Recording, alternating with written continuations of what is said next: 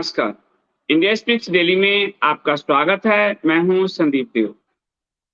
2002 के गुजरात दंगे से आप सभी परिचित हैं। 2002 में जब गुजरात में दंगा हुआ, साबरमती एक्सप्रेस को जलाया गया गोधरा में। उसके बाद गुजरात में स्वतः स्फूर्त दंगे हुए और जब दंगे हुए तो पूरी दुनिया की मीडिया टूट पड़ी कि मुस्लिमों का संहार चल रहा है। सारे अरब देश भारत के खिलाफ उतर गए, खाड़ी देश भारत के खिलाफ उतर गए, अफगान जितने भी हैं Muslim country, Islamic country Bharat के खिलाफ उतर गए। उन्होंने भारत के बायकॉट की बात की, भारत का विरोध किया। भारत की तत्कालीन अटल बिहारी वाजपेयी की सरकार पर दबाव डाला। लगातार वाजपेयी जी पर दबाव पड़ रहे थे कि नरेंद्र मोदी को वो गुजरात के मुख्यमंत्री पद से हटा दें। और दबाव इतना गहरा था खाड़ी देशों का, इस्लामिक देशों का, वेस्टर्न मीडिया का, कि वाजपेयी जी लगभग तय कर चुके थे कि नरेंद्र मोदी को हटाया जाए। लेकिन पार्टी अड़ गई। पार्टी और खासकर अडवाणी जी ने कहा कि अभी आगे गुजरात में चुनाव होने हैं और यदि नरेंद्र मोदी को अभी हटाया गया तो इसके देश में व्यापक प्रभाव होंगे और आगे 2004 के इलेक्शन में भी इसका असर होगा, हम चुनाव हार सकते हैं। और वाजपेयी जी को ये बात माननी पड़ी। राजधर्म बैठाकर सिखाए, लेकिन उन्होंने नरेंद्र मोदी को नहीं हटाया। उस समय आज से ज्यादा, आज जो नुपुर शर्मा को हटाया गया उससे 100 गुना अरब देशों का दबाव था, इस्लामिक देशों का दबाव था। लेकिन भारत की संप्रभुता की रक्षा की गई, भले चुनाव के कारण हो, और नरेंद्र मोदी को नहीं हटाया गया। आज उस वक्त अगर नरेंद्र मोदी को हटाया जाता तो नरेंद्र मोदी आज भारत के प्रधानमंत्री नहीं होते। लेकिन वाजपेयी जी ने भारत की संप्रभुता से कि किसी मिडिल ईस्ट देश के कहने पर हम अपने मुख्यमंत्री नहीं हटा सकते, जबकि वाजपेयी जी की सरकार पूर्ण बहुमत में भी नहीं थी, 23-26 पार्टियों के जोर से चल रही थी, 180-82 उनकी उतना ही सीट थी भाजपा की। इससे ठीक 4 साल पहले 1998 पोखरण टू में जब वाजपेयी जी की सरकार ने विस्फोट किया और पोखरण 2 के जरिए भारत ने यह दिखाया कि भारत अब परमाणु शक्ति संपन्न देश हो चुका है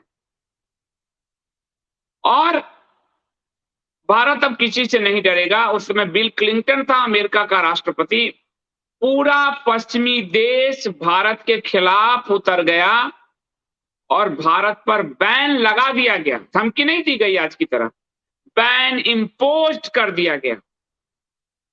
वाजपेयी जी ने उसे झेला और भारत को अर्थव्यवस्था से इंफ्रास्ट्रक्चर को विकसित करके निकाला, लेकिन अपने देश की संप्रभुता से समझौता नहीं किया कि भारत अगर परमाणु शक्ति संपन्न देश है तो है, हम आपके विरोध की परवाह नहीं करते। वाजपेयी जी की पार्टी, तब भारतीय जनता पार्टी के पास पूर्ण बहुमत छोड़िए 160-65 बहुत कम सीटें थी। थोड़ा और हम पीछे चलते हैं, नरसिम्हा राव की सरकार। नरसिम्हा राव की सरकार परमाणु विस्फोट करने वाली थी। अमेरिका को पता चल गया, अमेरिका ने दबाव दिया और नरसिम्हा राव की सरकार ने भारत की संप्रभुता से समझौता कर लिया और परमाणु विस्फोट नहीं की। वो भारत की संप्रभुता से समझौता था कि अमेरिका के दबाव में नरसिम्हा राव की सरकार आ गई। उससे ठीक पीछे चलते हैं, राजीव गांधी की सरकार। बाकी छोटे छोटे सरकार मैं छोड़ता जा रहा हूं। राजीव गांधी की सरकार पूर्ण बहुमत से आई थी। उतनी बड़ी बहुमत तो आज तक किसी पार्टी को नहीं आई। इंदिरा गांधी की मौत के बाद जो सहानुभूति लहर में, और राजीव गांधी की सरकार ने विदेश में सेना भेजने का निर्णय लिया श्रीलंका में। और ये सब जानते हैं, ये आ चुका है कि इंदिरा गांधी ने और राजीव गांधी ने लिट्टे को ट्रेंड किया था। राजीव गांधी को इसके कारण जान गंवानी पड़ी और लेकिन उन्होंने समझौते नहीं किए, अपने सेना भेजा। वो एक डिजास्टर हुआ, जो भी हुआ, सेना भी मारी गई, लेकिन एक बोल्ड फैसला लिया। उसके ठीक पीछे चलते इंदिरा गांधी। 1974 में जब प्रथम परमाणु पोखरण विस्फोट किया इंदिरा गांधी ने, पूरी दुनिया ने सैंक्शन लगाया।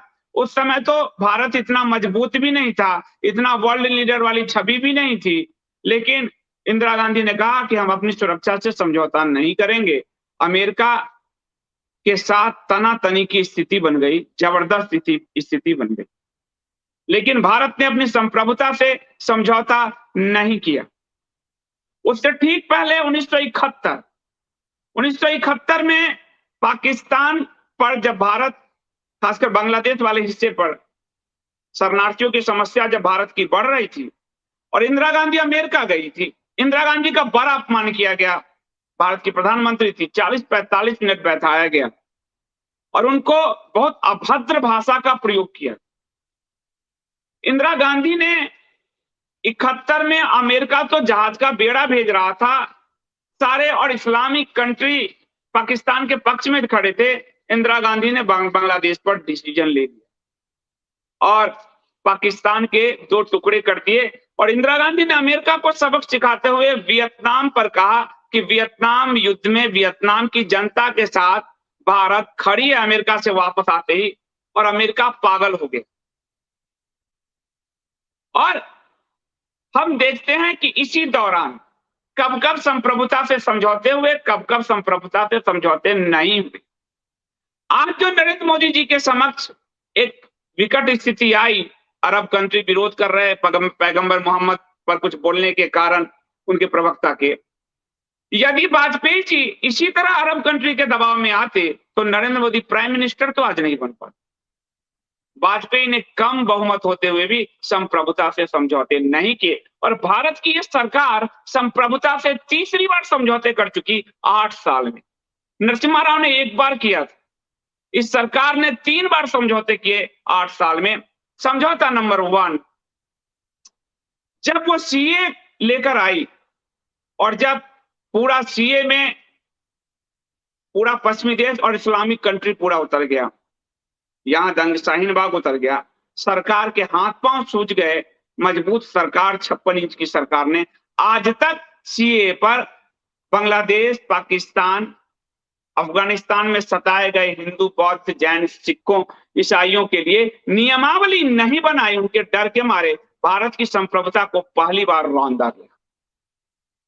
भारत की संप्रभुता को दूसरी बार खालिस्तानियों ने रौंदा। 1 साल तक देश के पूरी व्यवस्था को ठप कर दिया दिल्ली के आसपास, और वहां से कनाडा का प्राइम मिनिस्टर चिल्लाता रहा, वहां के खालिस्तानी चिल्लाते रहे, और संप्रभुता तो इससे ज्यादा बुरी स्थिति किसी देश की नहीं आई कि भारत के तिरंगे को हटाकर एक पंथी झंडा 26 जनवरी को लाल किला पर फहरा दिया।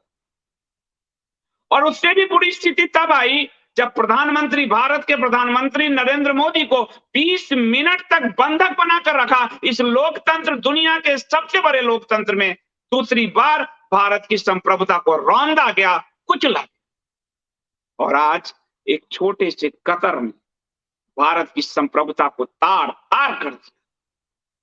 उस देश के समक्ष भारत सरकार न सिर्फ घुटने टेकी बल्कि रेंगी। और इसका असर क्या?